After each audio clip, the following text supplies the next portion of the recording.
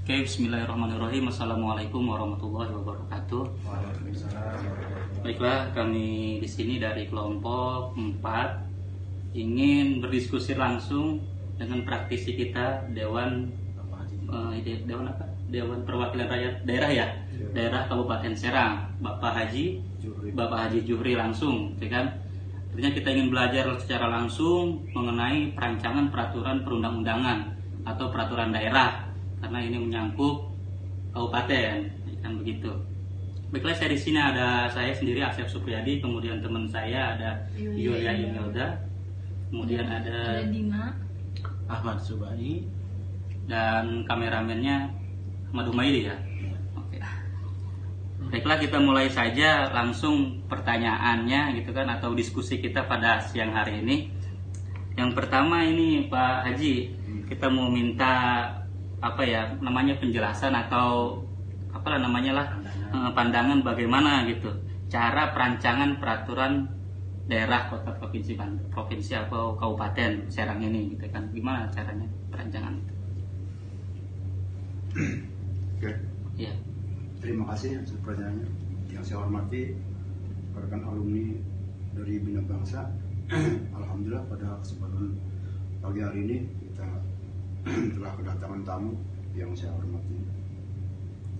Pertama, saya menyampaikan apa yang dipertanyakan sama rekan-rekan dari alumni. Saya atas nama Dewan Kabupaten Serang, yaitu di Komisi 3. Alhamdulillah baru 1,5 tahun saya baru menjabat, masih dalam posisi belajar tentunya. Masalah mengenai undang-undang peraturan daerah khususnya, apa yang saya diterapkan yang sudah berjalan ini, dikala ada perubahan perundang-undangan itu sudah pasti ada perubahan, ada perbaruan. Terbentuknya perubahan perbaruan itu asal hasil dari prakarsa komisi di masing-masing partai yang ada di DPRD.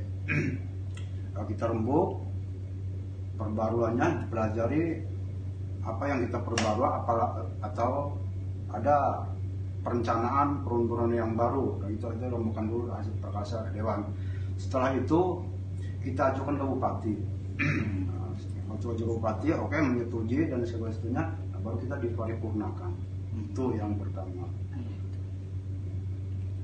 Tentunya apa yang kita perbarui itu sesuai dengan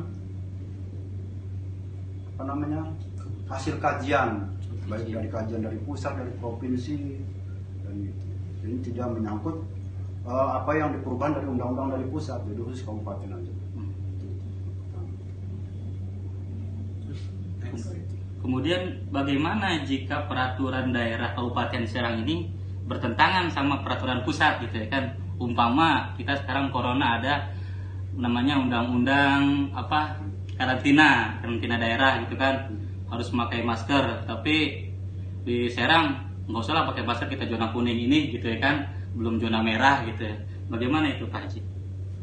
Ya tentunya memang kita menyesuaikan wilayahnya masing-masing. Dan itu pun tidak semata-mata Dewan Kabupaten kasar orang kitanya makarep dewek, tidak. Terus ada kajian-kajian gitu.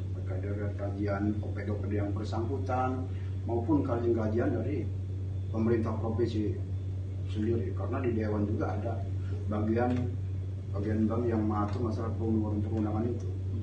Tentunya kita disesuaikan ya, supaya tidak terbentur juga dengan peraturan dari pusat.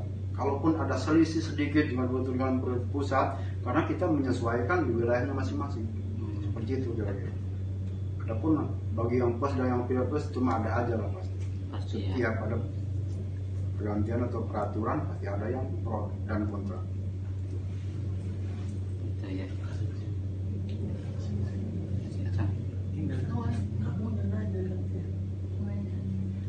Baik Pak, selanjutnya jika setelah selesai pembuatan undang-undang atau peralatan daerah kemudian ada teks naskah yang hilang misalnya, akankah menjadi masalah dan apakah dilakukan judicial review? Setiap pembentukan peraturan perundang-undangan itu tentunya kita dipilih orang-orangnya, orang-orang dari masing-masing fraksi, yaitu dipansuskan. Pansuskan. Pansus itu memakan kurang lebih hampir setengah bulan. Dan tempatnya pun kita disesuaikan, daerah mana nih yang bagus perundang-undangannya sesuai dengan kriteria perundang-undangan yang akan kita terapkan ini. Misalkan di Jogja, misalkan di Bali, itu yang lebih bagus mana?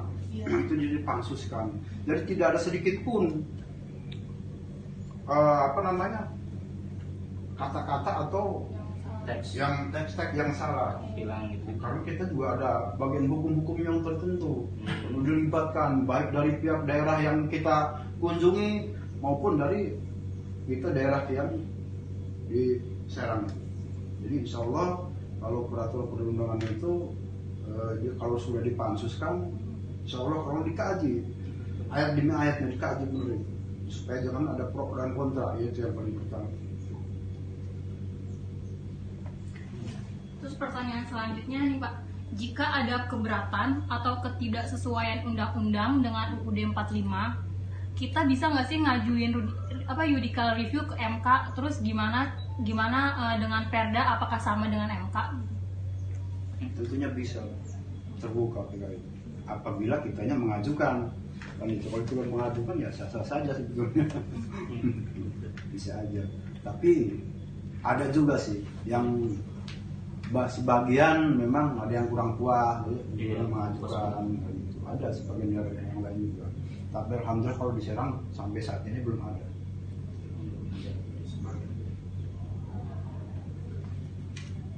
Menurut Bapak, peraturan yang baik itu sebenarnya peraturan yang seperti apa, Pak? Misalkan peraturan itu yang balance atau seimbang antara pemerintah dan masyarakat. Menurut Bapak, yang mana yang lebih baik, Pak? Yang lebih baik atas dasar kajian, kesepakatan bersama. Karena satu dewan tidak bisa memutuskan apabila anggota fraksi yang lain tidak setuju. Jadi harus kajian dulu, tidak semata-mata satu dewan mengesahkan, tidak bisa. Karena di dewan juga akan pro dan kontra sama. Tapi kalau menurut Bapak Haji ini, peraturan itu dibuat untuk mensejahterakan masyarakat, ya Pak Haji ya? Tentunya, pastilah.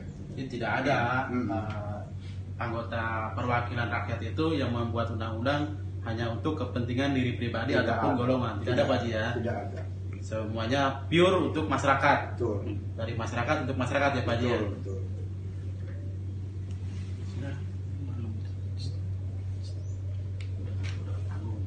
Iya. Jadi yang terakhir nih Pak Haji nih ya, kita mau nanya terakhir. Tadi itu kan ada sudah dibuat undang-undang gitu kan, kita sudah memakai undang-undang UMK seperti gitu ya kan, udah buat berdalah peraturan daerah tentang UMK otonomi daerah. Kemudian datang PP 78 tentang undang-undang tentang otonomi daerah yang mewajibkan UMK itu bersumber dari PP tersebut gitu ya kan. Nah ini bagaimana mengatasinya Pak Haji nih, kan kita kan sebagai buruh nih ya, pengen UMK tuh naik gitu tiap tahun tuh, jangan kecil kayak gini gitu kan. Ini kan cuman tahun ini kan cuman 64.000 kalau nggak salah gitu kan, sangat kecil sekali karena tinjauannya dari PP 78 gitu ya kan.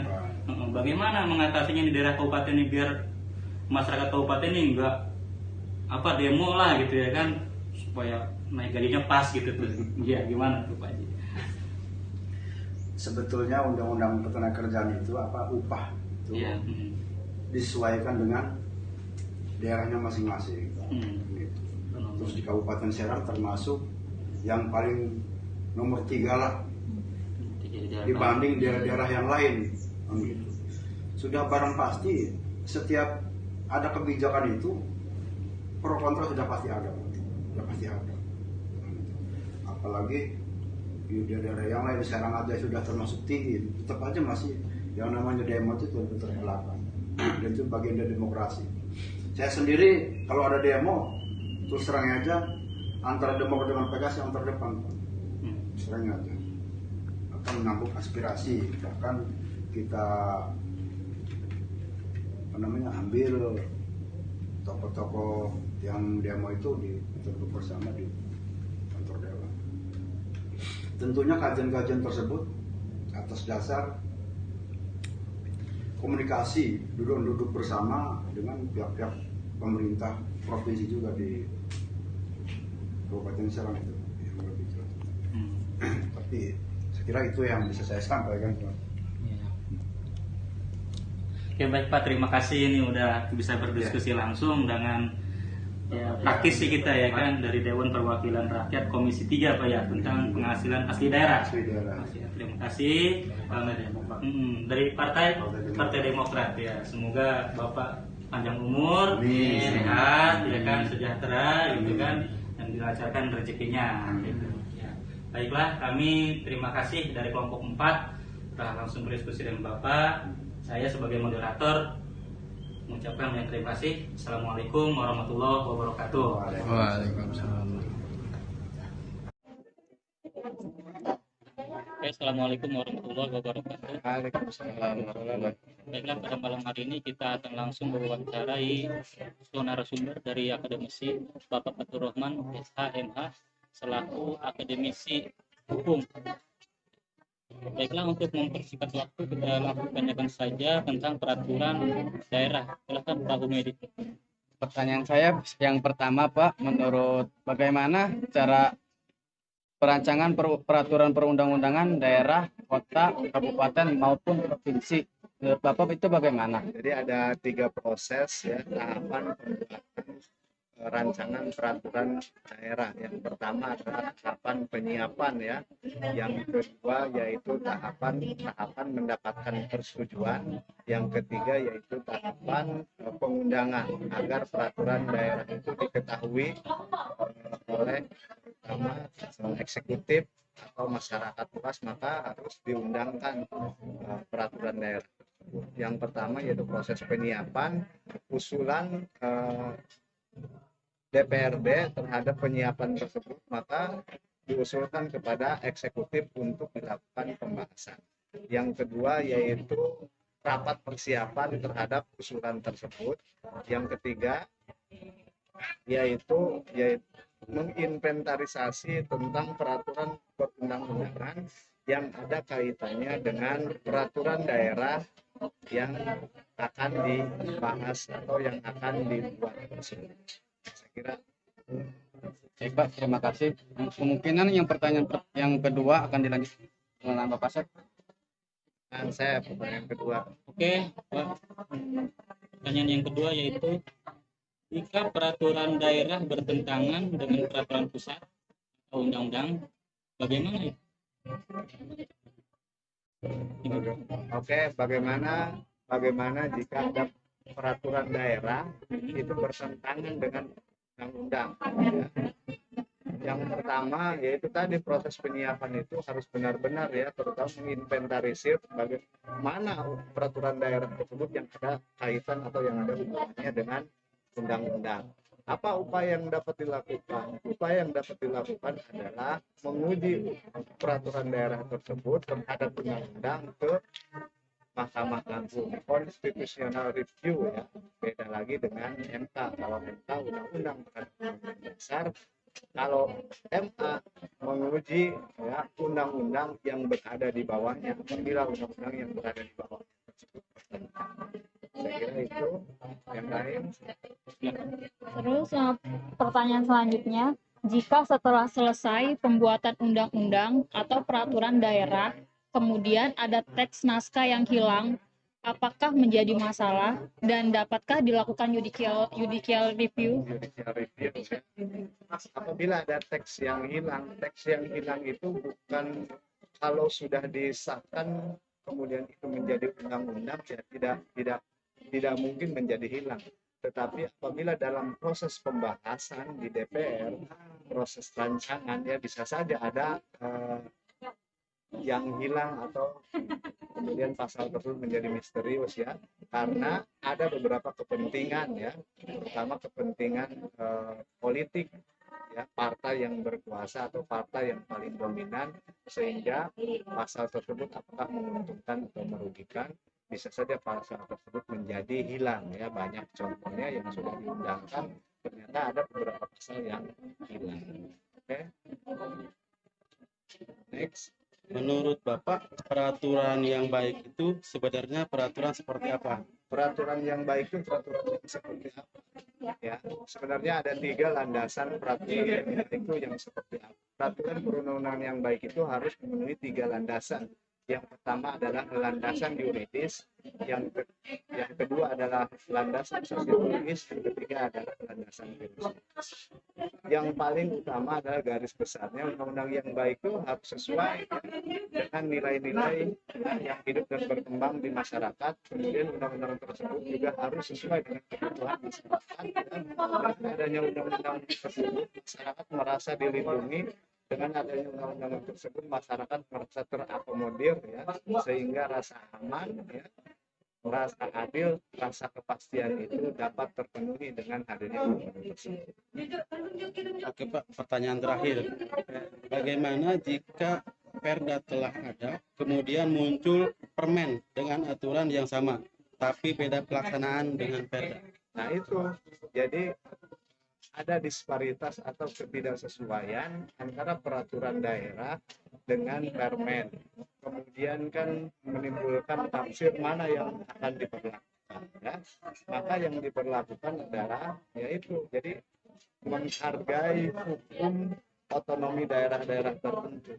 Sepanjang itu misalkan tidak merugikan daerah tertentu, bisa saja yang diberlakukan adalah peraturan daerah tersebut. Ya. Jadi jangan sampai kemudian peraturan itu tumpang tindih sehingga pemerintah daerah bingung bagaimana memperlakukannya. Harus ada sinkronisasi antara peraturan daerah dan peraturan menteri sehingga tidak menimbulkan multitafsir. Saya kira mungkin itu pendapat saya.